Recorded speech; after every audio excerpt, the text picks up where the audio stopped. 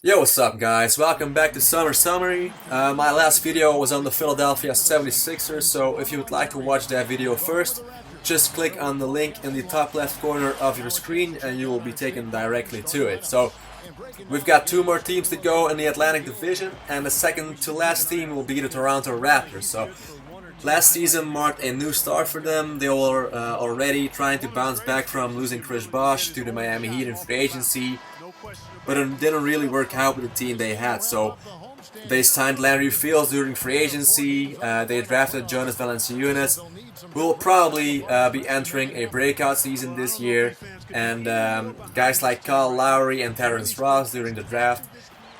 They slowly started their rebuilding process 2 years ago, and at the start of previous season, they were trying to sign Canadian native Steve Nash, but he eventually went to the Lakers, and a lot of fans were, kind of disappointed by that. But in the middle of the season, they made a big move by sending away Jose Calderon to the Pistons, Ed Davis to the Grizzlies, and they got all-star forward Rudy Gay from the Grizzlies in return. So I thought that was a very good trade for them. I was kind of surprised that it actually happened, but with that they made a lot of progress towards a competitive roster. So with this new lineup, they actually managed to get a winning record at home, but overall they still had a losing one. So let's have a look at what went down in Toronto this summer and what they did to improve what they had. So just like the Sixers, before the season started, they made some changes in their front office, with the most notable signing being Masai Ujiri.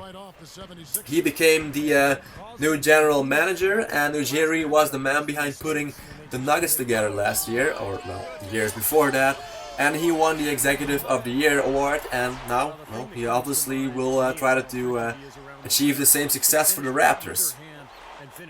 They didn't really draft anyone, but they did sign a player by the name of Dwight Bucks, I guess. I don't know how it's pronounced.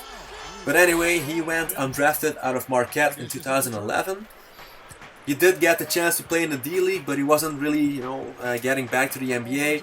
So he chose to go to Belgium. That's where I'm from, by the way. And after that, he played in France.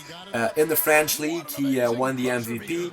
And this summer, obviously, he got signed to a 2-year deal with the Raptors. Now, next to him, they signed Pistons free agent Austin Day and two former Pacers, and those are DJ Augustin and Tyler Hansbrough. Now, if you've seen Hansbrough play, you know that he's very tough down low, and he will prove to be a very valuable addition to come off the bench. He's that kind of guy that just throws himself out there, so he's that extra scrapper that they needed, and I'm sure he will be able to contribute a lot for the Raptors. Now, what may have made the biggest impact for this season and the future seasons is the trade they did with the Knicks. The Raptors got they traded their former number one pick, Andrea Bargnani, in exchange for Quinton Richardson, Marcus Camby, Steve Novak, and three future second-round draft picks. Now, sometime later, they decided to waive Richardson and Camby. I kind of expected that to happen, mostly to save up cap space, and, seeing their age, they probably wouldn't have been able to contribute that much to their current roster. So, let's have a look at their group of players.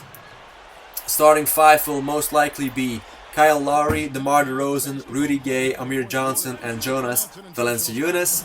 And on the bench, they've got guys like Quincy Acey, Aaron Gray, Terrence Ross, Austin Day, DJ Augustin, Dwight Bucks, Larry Fields, Steve Novak, and Tyler Hansbrough. Now, to me, that's a pretty decent team. Obviously, guys like Amir Johnson, Valanciunas, DeRozan, they still need to prove that they can really take control of a game on a consistent basis. At the moment, they've only got Rudy Gay who can really do that, every game. But I'm confident that with the new group, they all will be able to, kind of feed off each other's game. And before, they were a rather slow-paced group, but with the addition of Lowry and Gay last year, I do think that changed. And this way, I think DeRozan, guys like DeRozan and maybe Augustin and Terrence Ross, they will feel a lot more comfortable playing their own game, and next to that, they've got a deep bench. Guys like Novak, Fields, Hambro, Ross, like I said, they all have the potential to really bring that much needed spark, and the Stars are having trouble. So I'd say they definitely have a shot at a steady season this year. A lot will depend on how strong the competition will be, though. If they had this roster last year, they definitely would have gotten to the 8 or maybe 7 seed in the playoffs. But this year, teams like the Cavaliers, Pistons, Wizards, they all made big additions. They got a lot stronger, and we'll have to wait how they match up against those teams. So that was it for the Raptors.